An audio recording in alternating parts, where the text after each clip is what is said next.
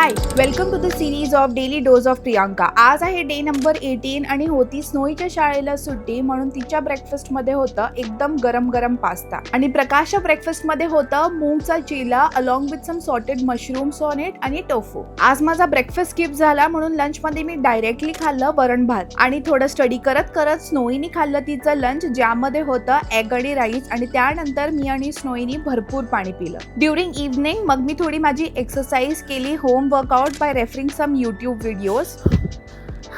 किती सोपं होतं ते 2 लड्डू खाणं, किती क्विकली खाण्यात आलेत ते 2 लड्डू. नाव आय एम रिअलायझिंग इट. अर्ध्या तासात अशी वाट लागली. And the best part is snowy पण माझ्यासोबत करते and she is liking it. तर गुड जॉब स्नोई. कसा? Very good.